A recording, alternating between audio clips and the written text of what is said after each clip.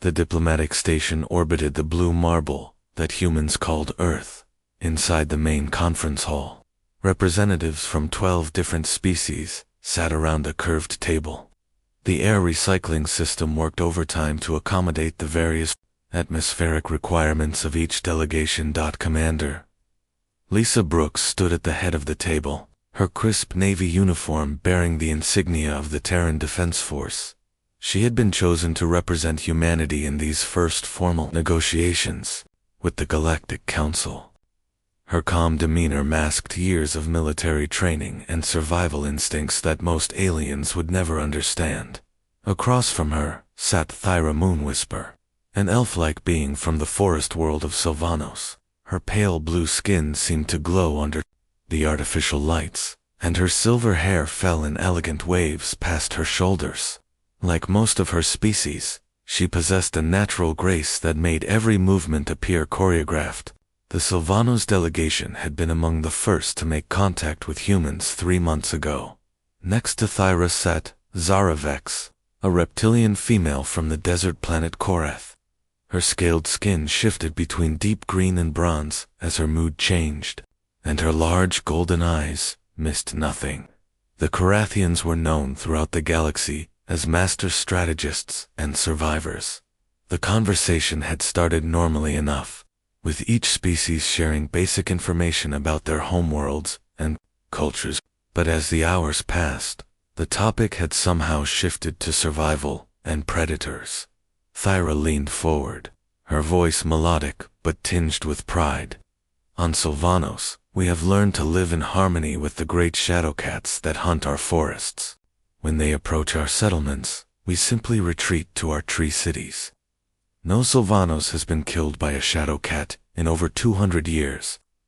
Zara's scales rippled with what humans would recognize as smugness. The sandworms of Korath are far more dangerous than your forest cats. These creatures can swallow a fully grown Korathian whole, but we have developed early warning systems and underground bunkers. When the worms hunt, we hide until they pass. It is the only logical response. Similar stories came from around the table.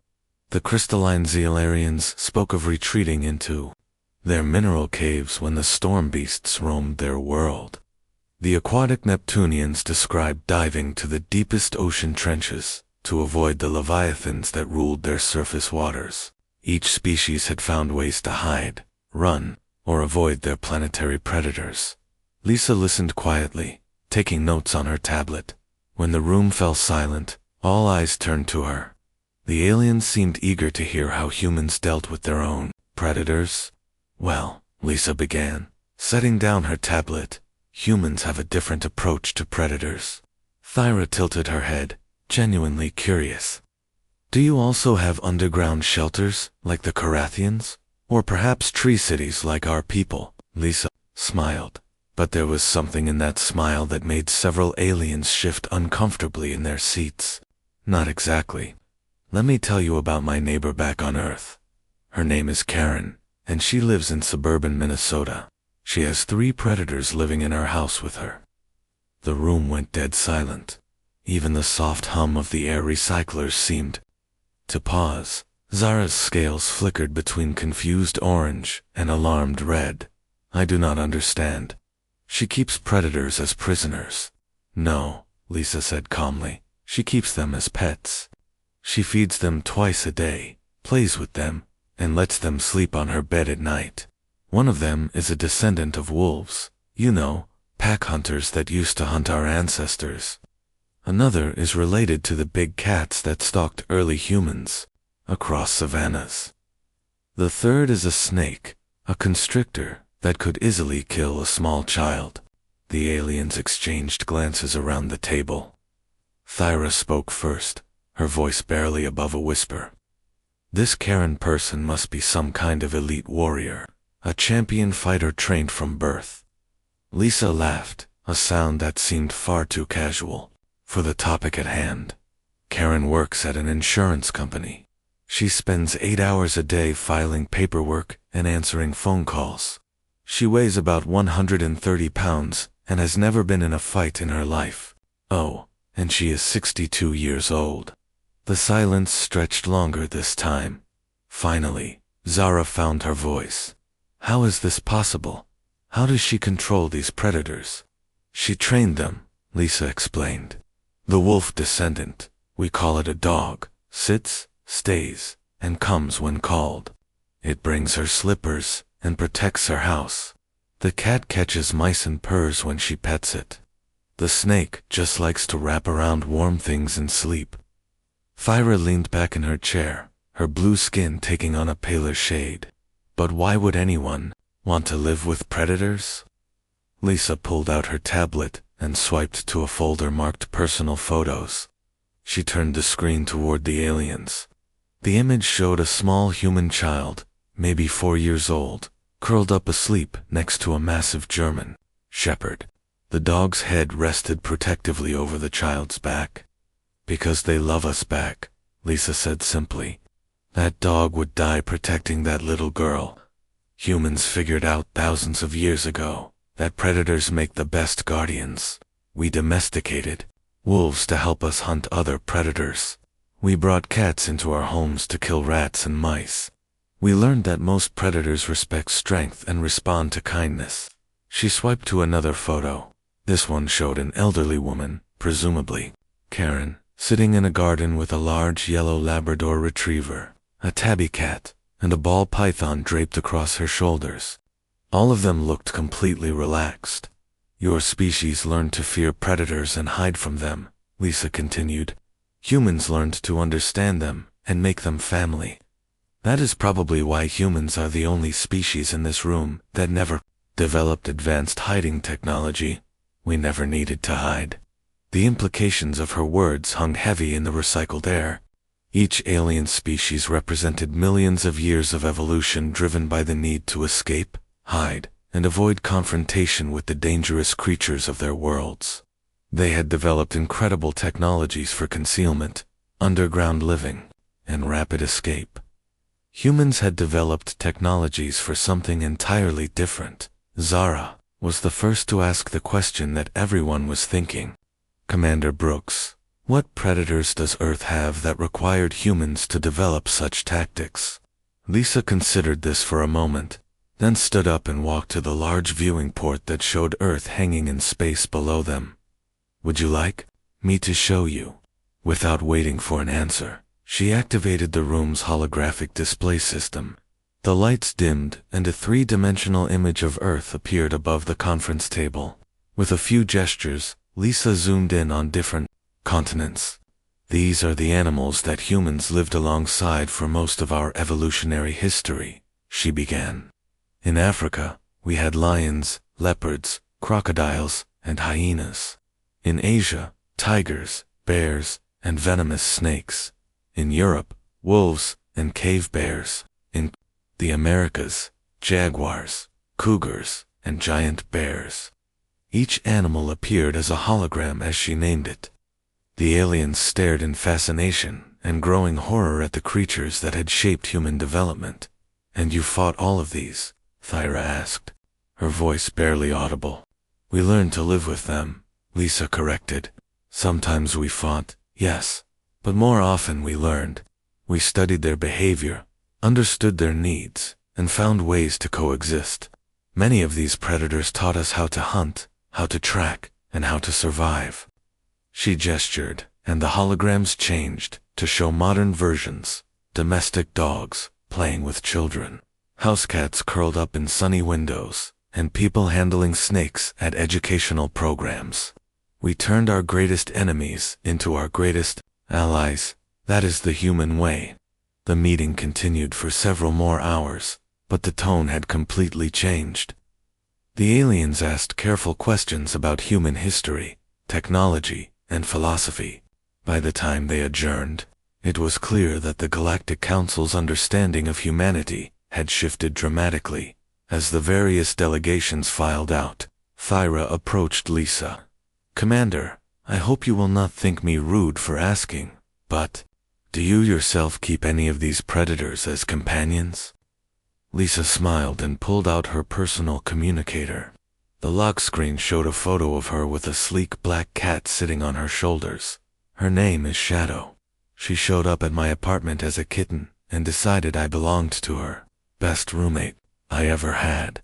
Thyra stared at the photo for a long moment, then looked back at Lisa with something approaching awe. You are all completely insane. Probably, Lisa agreed cheerfully.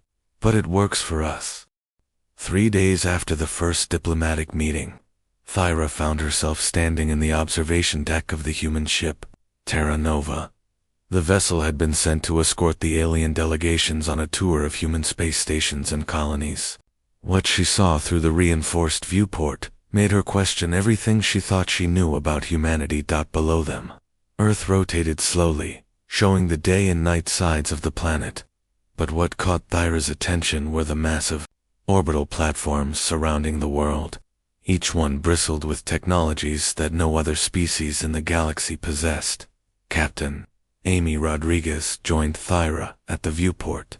She was younger than Commander Brooks, with short brown hair and eyes that seemed to constantly scan for potential threats. Like most humans Thyra had met, she carried herself with an easy confidence that spoke of someone comfortable with danger. Impressive, isn't it? Amy said, nodding toward the platforms. Those defense stations can track and eliminate threats from anywhere in the system. Each one has enough firepower to level a small moon. Thyra felt her stomach tighten. You built weapons of such magnitude to hide behind them? Amy looked genuinely confused. Hide? No, those aren't for hiding, they're for hunting. Before Thyra could process this statement, Zara approached from behind. The Corathene scales were shifting through nervous patterns of yellow and orange.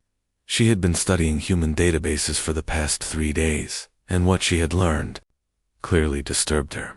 Captain Rodriguez, Zara began carefully, I have been reading about human military history. Your species has been in a state of continuous warfare for over 5,000 years. You have fought each other, your environment, and now apparently you wish to fight the galaxy itself. Amy shrugged, seemingly unbothered by the accusation. We fight what threatens us. It's what predators do. The casual way she said it made both aliens step back slightly. Thyra had been thinking about Commander Brooks' words for days, and a terrible understanding was beginning to dawn on her.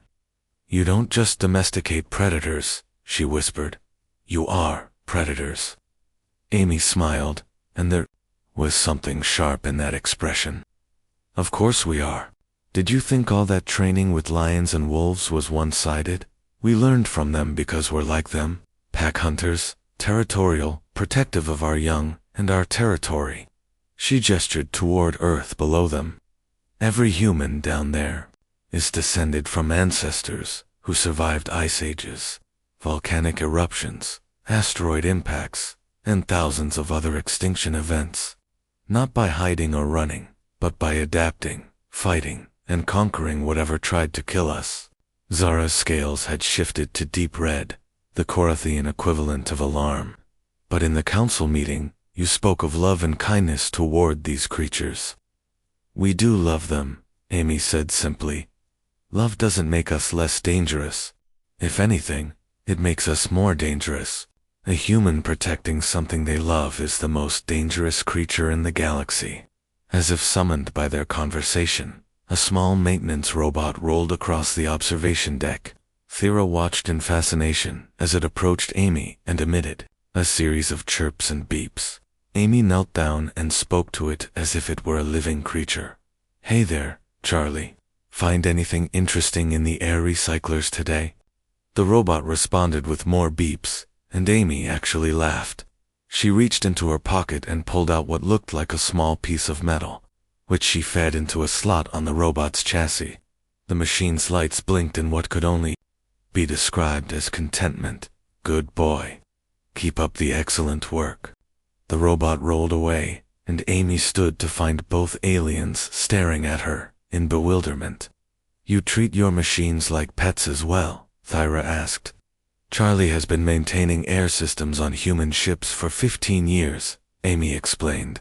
He's developed what our AI specialists call emergent personality traits. He likes to collect interesting debris and gets sulky if we don't acknowledge his work. So yes, I suppose we do treat him like a pet. Zara made a note on her portable recorder.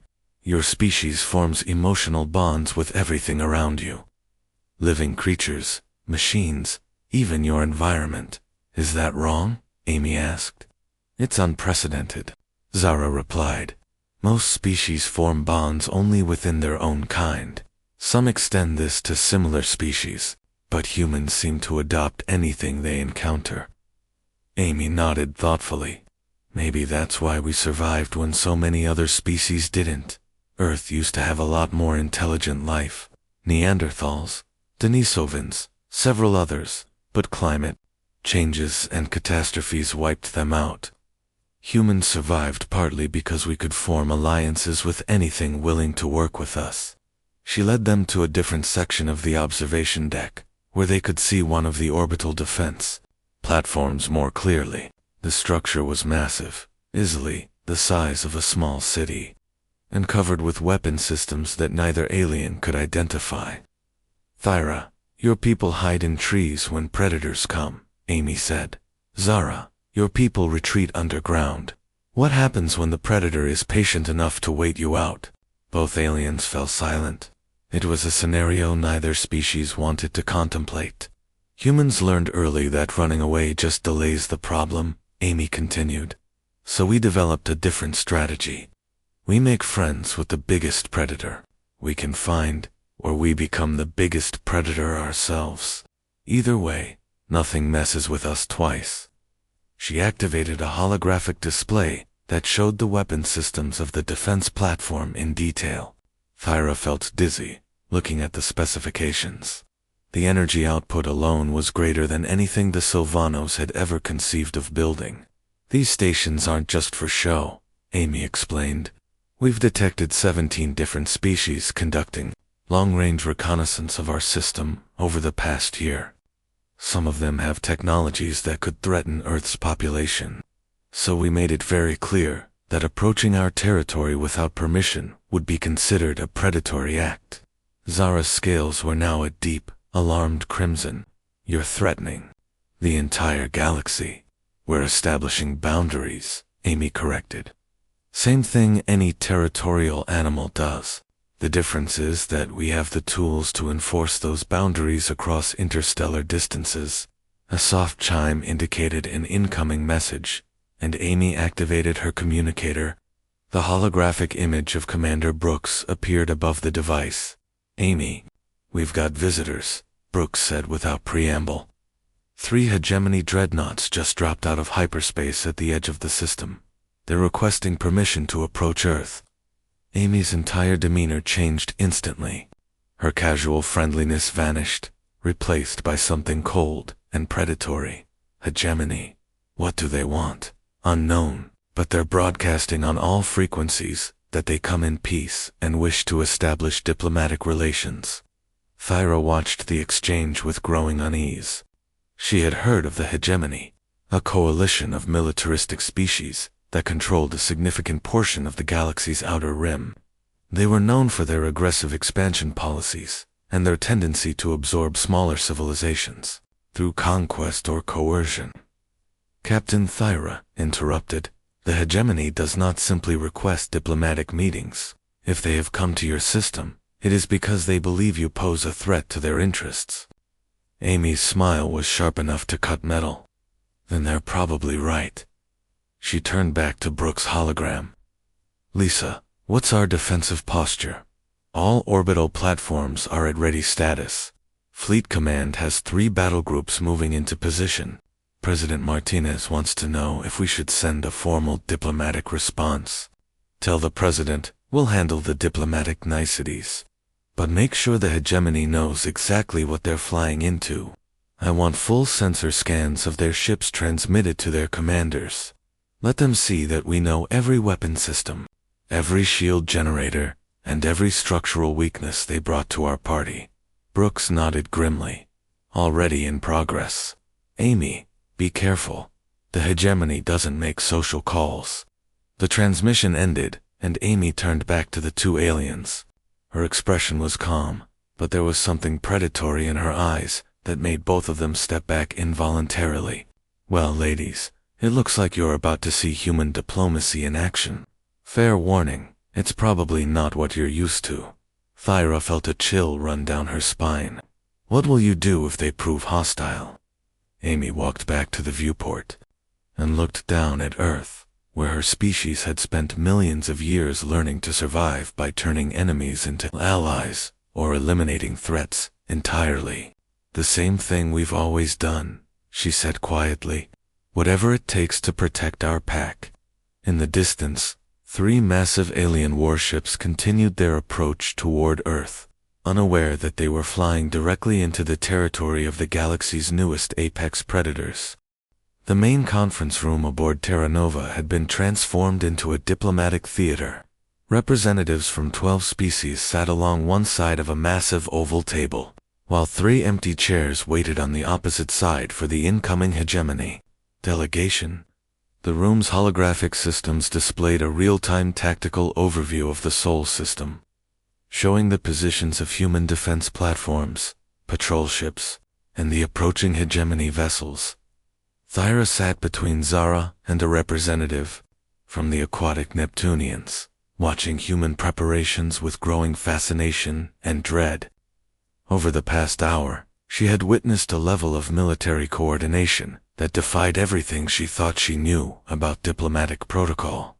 Commander Brooks stood at the head of the table, speaking quietly into her communicator, while Captain Rodriguez managed the tactical displays. Other human officers moved efficiently around the room, setting up communication equipment and security measures. Their movements reminded Thyra uncomfortably of pack hunters preparing for a confrontation. Hegemony ships will be within optimal weapons range in 47 minutes, announced Lieutenant Kelly Morrison, a young woman with sharp green eyes who seemed to be tracking dozens of variables simultaneously. Their escort formation suggests they expect potential hostility. Brooks nodded without looking up from her communicator. Any change in their power signatures? Weapons and shields remain at standby levels, but their targeting systems are active. They're scanning everything in the system. Zara leaned over to whisper to Thyra. In Corinthian military doctrine, this level of preparation would indicate an imminent battle. Yet the humans seem completely calm. It was true. Despite the obvious military tension, every human in the room appeared relaxed and confident. They joked quietly with each other, moved with casual efficiency, and showed none of the nervous energy that Thyra would expect from beings preparing for potential combat. They are not afraid, Thyra murmured back. They are excited. The main communication system chimed, and a holographic image appeared above the table. 3 figures materialized, the hegemony delegation. The central figure was a Vorthan, a species known for their aggressive territorial nature. His blue-gray skin was marked with ritual scars that indicated high military rank, and his 4 arms each ended in claws designed for combat. To his left stood a crystalline Zarian, their body pulsing with the electromagnetic fields that their species used for both communication and warfare. The third figure was something Thyra had never seen before, a biomechanical hybrid that appeared to be part organic creature and part machine. I am War Commander Vex of the Hegemony Defense Corps, the Vorthan announced, without preamble. We have come to assess the threat level posed by this system and its inhabitants. The words sent a collective shiver through the alien observers, but Commander Brooks actually smiled. It was not a friendly expression. War Commander Vex, I am Commander Lisa Brooks of the Terran Defense Force. Welcome to the Sol system. I trust you've had time to review our defensive capabilities during your approach. Vex's scarred features twisted into what might have been confusion. Your species broadcasts detailed specifications of your military assets to potential enemies. This is not standard protocol. We find that transparency prevents misunderstandings, Brooks replied smoothly. We want visitors to make informed decisions about their intentions before they get too close to our territory. Captain Rodriguez activated a new holographic display, showing the 3 hegemony ships in perfect detail. Every weapon, port, shield, generator, and engine system was clearly visible and labeled with technical specifications. For example, Brooks continued, "We can see that your lead dreadnought is carrying 47 heavy plasma cannons, 16 torpedo tubes, and defensive shields rated for approximately 12 terajoules of damage absorption. Very impressive hardware." The hybrid creature spoke for the first time, its voice a mechanical mixture of organic and digital tones. "You claim to analyze our ship so easily. We find this difficult to believe." Lieutenant Morrison stepped forward and activated another display. This one showed internal schematics of the hegemony vessels, including crew locations, power distribution networks, and structural integrity points. "Your shield harmonics operate on a rotating frequency between 4.7 and 6.2 terahertz, she said conversationally.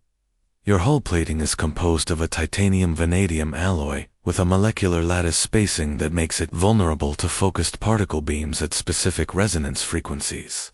Your power core is a contained antimatter reaction chamber with magnetic bottle containment, very efficient.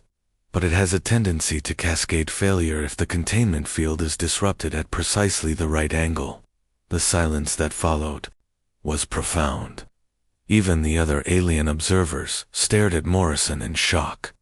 She had just casually described the technical specifications of 3 advanced warships as if she were reading from a manual.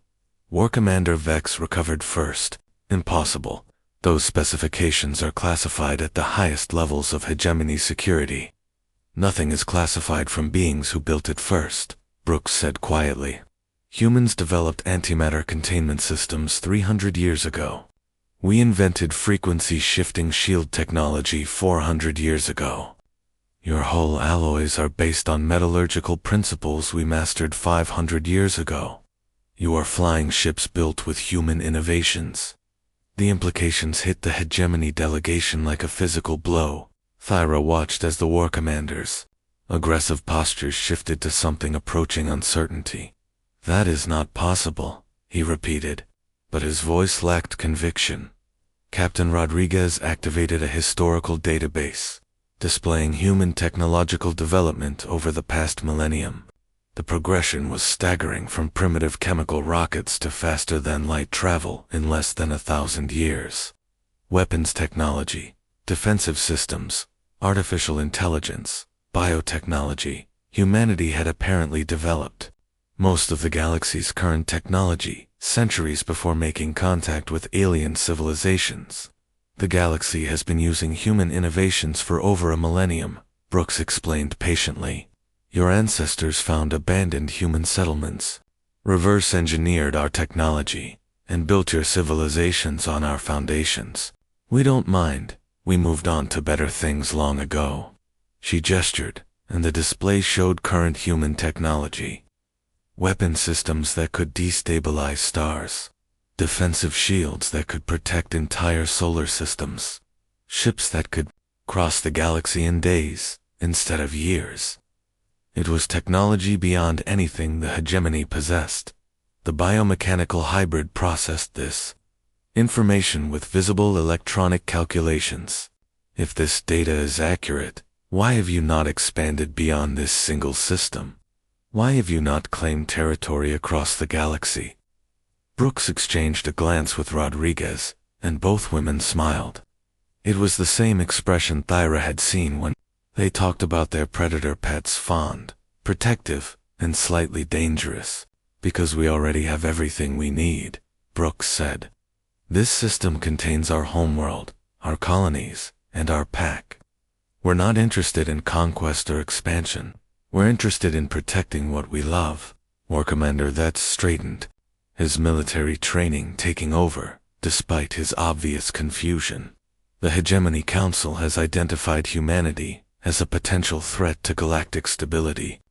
Your rapid technological development and aggressive defensive posture suggest expansionist intentions." "You're wrong," Rodriguez interjected. "We're not expansionist. We're territorial. There's a difference.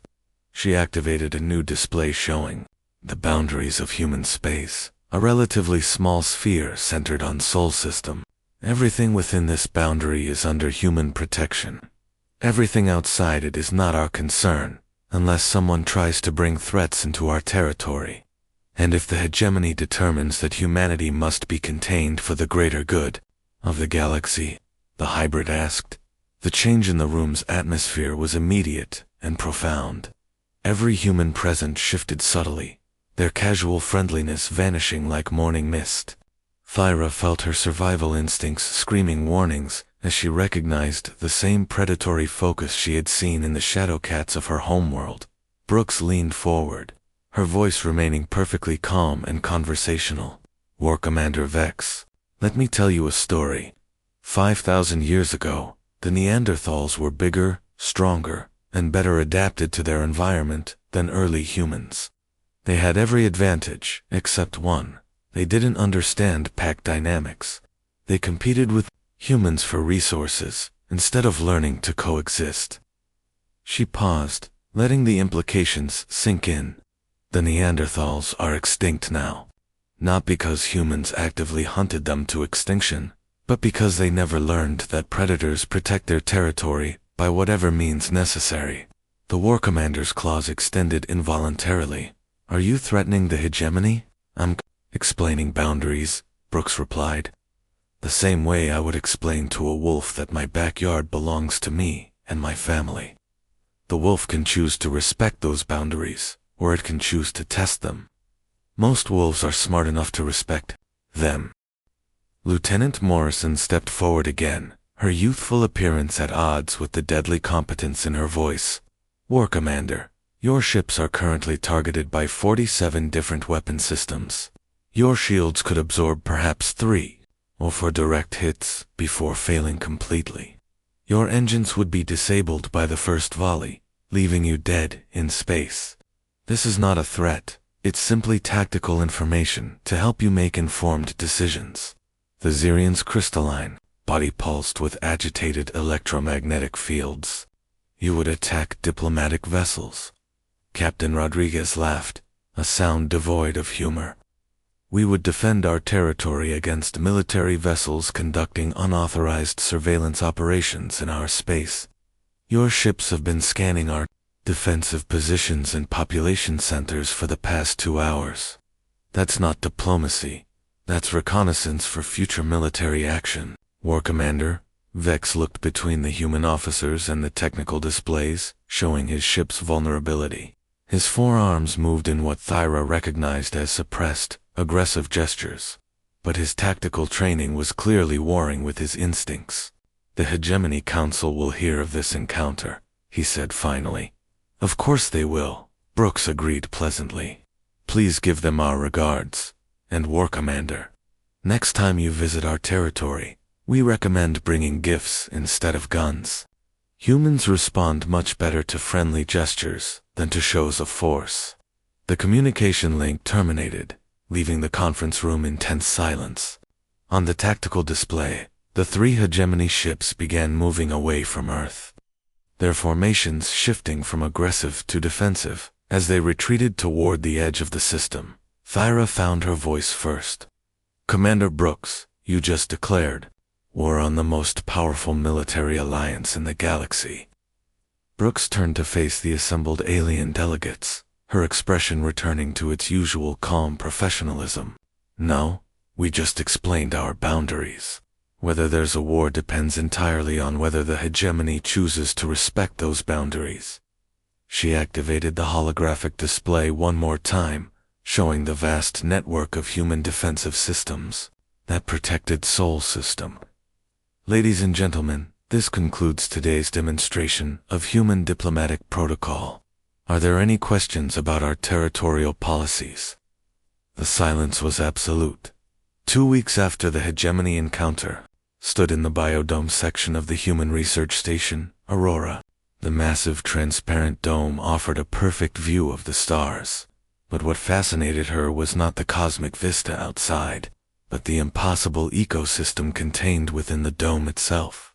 Dr. Rebecca Martinez knelt beside a small pond, gently coaxing a massive crocodilian creature to accept food from her bare hands. The beast was easily 12 feet long and could have severed the human's arm with a single snap of its jaws. Yet it waited patiently as she checked its teeth and examined its scaled. "This is Luna," Rebecca explained to Thyra and Zara, who watched from what they considered a safe distance. "She's a descendant of Nile crocodiles, one of Earth's most successful apex predators. Her ancestors were hunting dinosaurs 200 million years ago." Thyra felt her legs grow weak.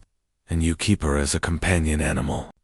Rebecca laughed as Luna rolled over like an enormous scaly dog, allowing the human to scratch her belly. "Luna is part of our ecosystem restoration project. She helps maintain the aquatic balance in this section of the biodome. But yes, she's also a friend. We've been working together for 8 years." Zara's scales had been shifting through nervous color patterns since entering the dome. "Dr. Martinez, we have observed that humans form emotional attachments to predatory species. But this seems beyond all reasonable bounds. That creature could kill you without effort." "She could," Rebecca agreed cheerfully. "But she won't. Luna and I have a mutual understanding. I provide her with food, medical care, and companionship. She provides ecological services and helps us understand predator behavior. It's a partnership." She stood and walked to another section of the dome, where several large felines lounged in artificial sunlight. These were clearly not domestic cats. They moved with the fluid grace of pure predators, their muscles rippling under spotted coats. "These are descendants of jaguars," Rebecca continued. "Third-generation spaceborne, genetically modified for low-gravity environments. They patrol the ventilation systems of our deep space stations, hunting the rodent species that sometimes infiltrate our supply ships." One of the great cats approached Rebecca and rubbed against her legs like an oversized house cat. She scratched behind its ears, eliciting a rumbling purr that vibrated through the dome's floor. "This is Cosmos. He was born on the mining station near Jupiter's moons. He's never even seen Earth, but he still recognizes humans as pack leaders. It's encoded in his genetics after thousands of years of coevolution." Thyra watched in fascination as Rebecca interacted with creatures that would have terrified entire populations of her people. "Dr. Martinez, how do you train such beings to accept human authority?" Rebecca considered this question while Cosmos continued to purr against her legs. "We don't train them to accept our authority. We earn their respect and trust. There's a difference." She led them to an observation platform overlooking a larger section of the dome, where dozens of species moved freely through an artificial ecosystem. Thyra recognized predators and prey animals existing in apparent harmony, supervised by human researchers who moved among them without fear. "The secret is understanding what each species needs," Rebecca explained. "Predators need purpose, territory, and social structure. Prey animals need security, resources, and breeding opportunities. We provide these things, and in return, they help us maintain stable ecosystems wherever humans go." A young researcher approached, leading what appeared to be a small dinosaur on a leash. The creature was covered in feathers and moved with quick, intelligent motions that reminded Thyra of the shadow cats from her homeworld. "Dr. Martinez," the researcher called, "Raptor Team 3 is ready for the asteroid mining deployment. The pack leaders have accepted their new territory assignments." Rebecca nodded approvingly. "Excellent work, Kelly. Make sure they have adequate nesting materials for the 6-month rotation. And don't forget the enrichment toys. They get destructive when they're bored." As Kelly led the feathered predator away, Zara finally found her voice. "You are deploying predators to mining operations. Velociraptors are excellent at detecting structural instabilities and gas leaks in confined spaces," Rebecca explained matter-of-factly. "Their pack hunting instincts translate perfectly to cooperative work in dangerous environments. Plus, they enjoy the mental challenge of navigating complex three-dimensional spaces." Thyra felt dizzy. "You have recreated extinct predators from your homeworld's past. We've recreated lots of extinct species, Rebecca confirmed. Humans have always felt guilty about the extinctions we caused during our early development. Now that we have the technology, we're bringing them back and finding useful roles for them in our expanding civilization. She activated a holographic display that showed dozens of species, some familiar, others clearly alien to Earth's current ecosystems. Massive predatory birds, saber-toothed cats, dire wolves, and creatures that Thyra couldn't identify, but that radiated an aura of barely contained lethality. Terra birds for high-gravity world exploration, Rebecca continued, pointing to images of enormous flightless predators, cave bears for underground mining operations, megalodons for deep ocean research. We've even developed space-adapted versions of some species for zero-gravity environments. The implications of what Thyra was seeing slowly sank in. Humans hadn't just learned to coexist with their planet's predators. They were actively creating new predators and spreading them across the galaxy. Dr. Martinez, Thyra said carefully, "What happens when other species encounter these creatures?" Rebecca's expression grew serious. "That's actually a significant concern. Most alien species lack the evolutionary background to understand predator behavior. They react with panic and violence, which usually ends badly for everyone involved." She brought up another display showing incident reports from human colonies that had received alien visitors. The pattern was consistent and disturbing.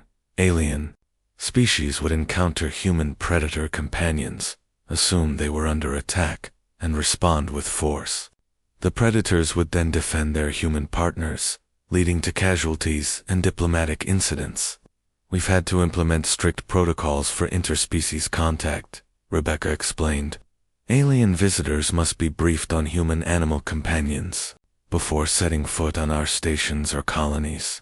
Even then, we usually keep the more impressive predators confined during diplomatic visits."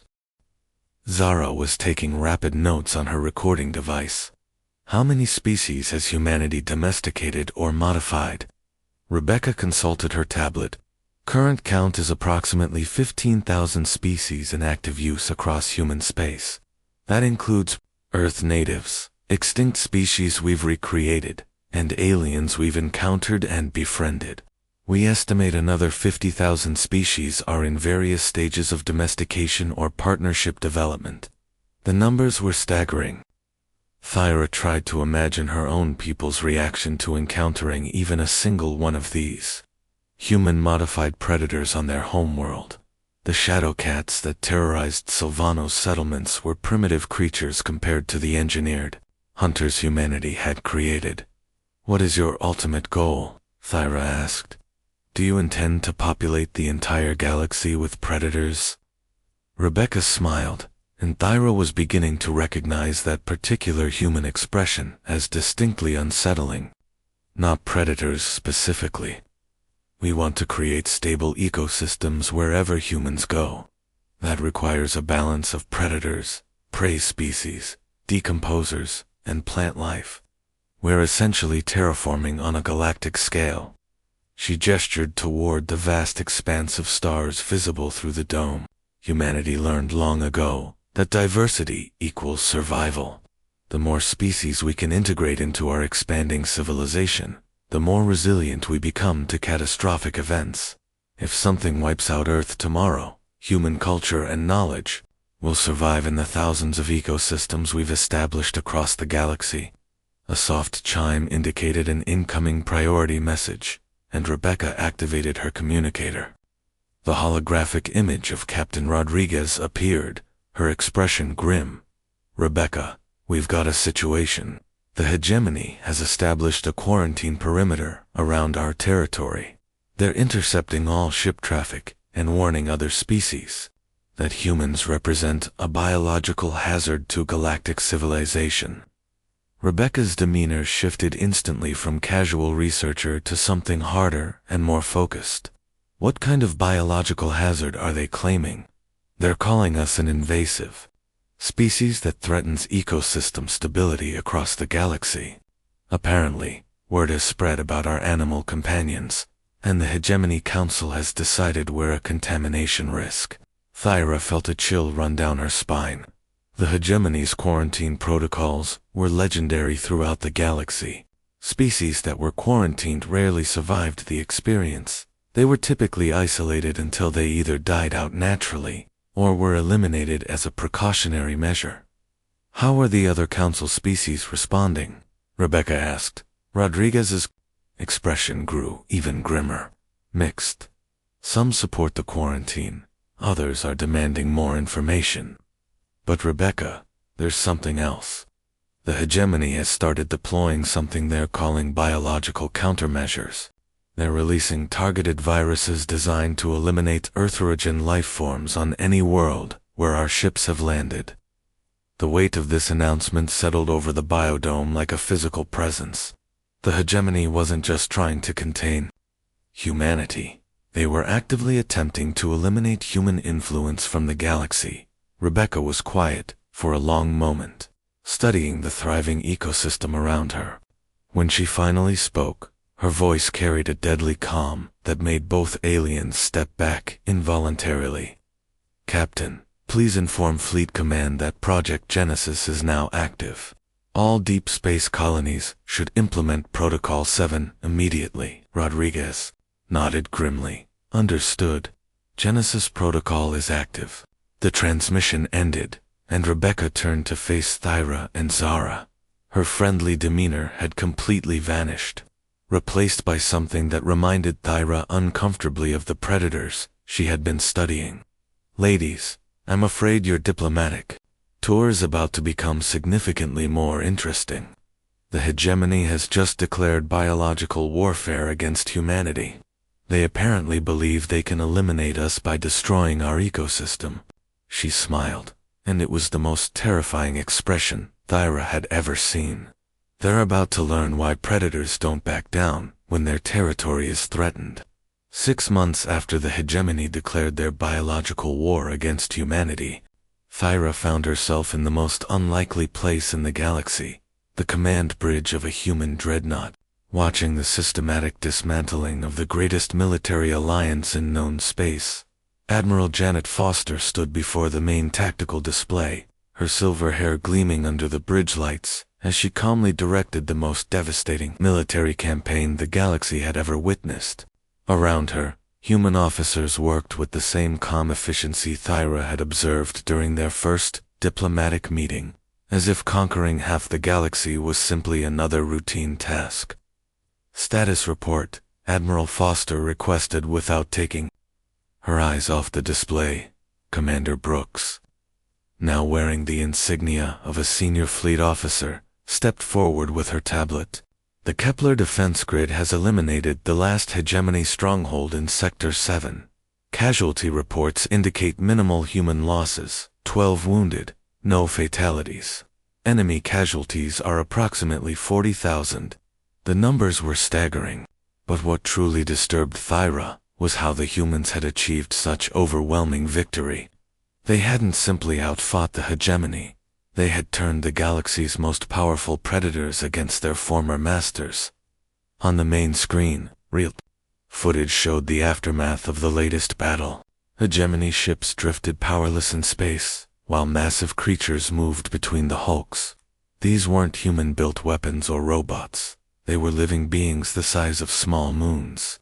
Creatures that had once been ordinary Earth whales before. Human genetic engineers had modified them for deep space combat. The Leviathan pods are reporting successful cleanup operations, continued Brooks. All Hegemony survivors have been recovered and are being processed for reintegration. The space whales estimate they'll finish salvage operations within 6 hours. Admiral Foster nodded approvingly. Excellent. What's the status on the ecosystem restoration projects? Dr. Martinez stepped forward, her research uniform now bearing the insignia of the Biological Warfare Division. All former Hegemony worlds have been successfully terraformed. The new ecosystems are stabilizing ahead of schedule. We estimate full ecological integration within 18 months. She activated a subsidiary display showing dozens of worlds that had once been hegemony strongholds. Each now showed green continents and blue oceans, where sterile military installations had once stood. The transformation was impossible by any known scientific principles, yet humanity had accomplished it in a matter of months. "How did you do it?" Zara whispered to Thyra. The Korathian had been documenting human tactics throughout the conflict, her scales permanently locked in patterns of shock and awe. How did they defeat an alliance that had dominated the galaxy for millennia? Thyra had been wondering the same thing. The hegemony had possessed overwhelming numerical superiority, advanced technology, and strategic positions throughout the galaxy.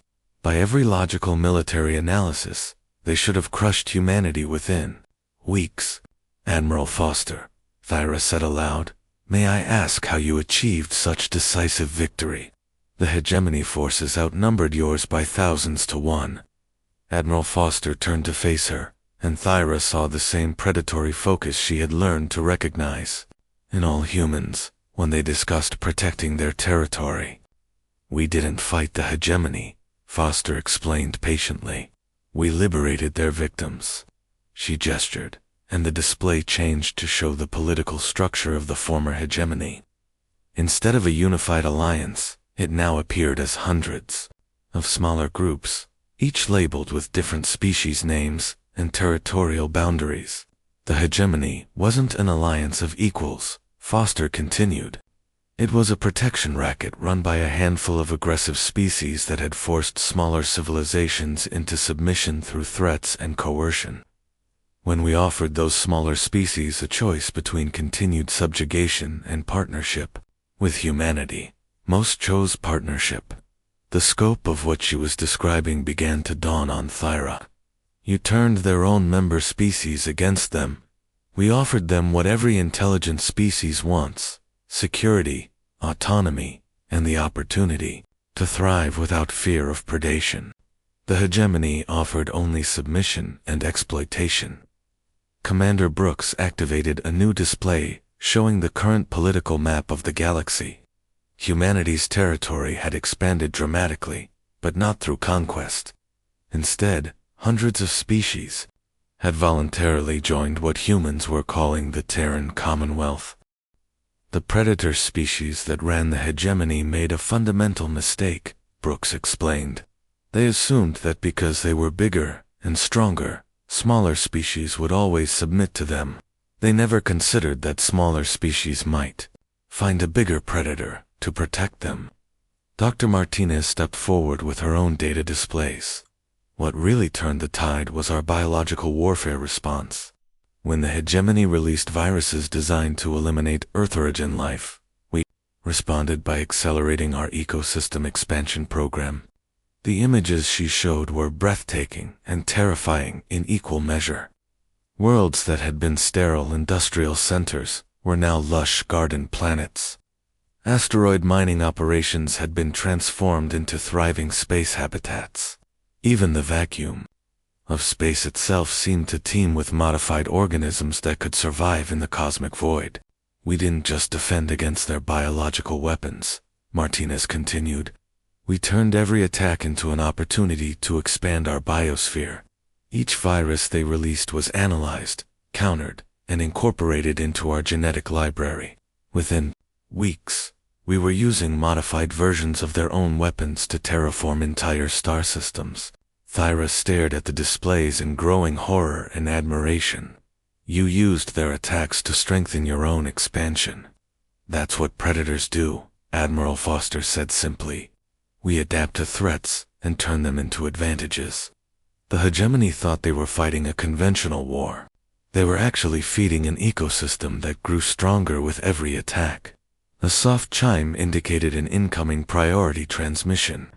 The main screen activated to show War Commander Vex, the same hegemony officer who had led the first diplomatic mission to Earth. His appearance had changed dramatically. The ritual scars of his military rank had been removed, and he wore simple civilian clothing instead of armor. Admiral Foster, he said formally. The Hegemony Council has voted to dissolve itself and transfer all remaining military assets to Terran Commonwealth Authority. We formally surrender. Foster inclined her head respectfully. War Commander, we accept your surrender. What are your people's intentions regarding Commonwealth membership? Vex's forearms moved in what Thyra recognized as gestures of submission mixed with relief. The Vorthan High Command has voted to request full Commonwealth partnership. We offer our military expertise and industrial capacity in exchange for protection under Terran territorial agreements. Granted, Foster said immediately. Welcome to the Commonwealth, War Commander. Our integration specialists will contact you within 24 hours to begin the transition process. The transmission ended, and Foster turned back to the alien observers. Ladies, that concludes the active phase of our conflict with the former hegemony. All hostile forces have either surrendered or been eliminated. Commonwealth territory now encompasses approximately 60% of known galactic civilization. Recording device had been running continuously throughout the conversation. Admiral, what happens now? Will humanity impose its will upon the galaxy as the hegemony did? Foster looked genuinely puzzled by the question. Impose our will? Why would we do that? We have what we wanted, security for our people and our territory. The Commonwealth exists to provide mutual protection and support for all member species. Each world governs itself according to its own customs and traditions. She activated a display showing the internal structure of the Commonwealth.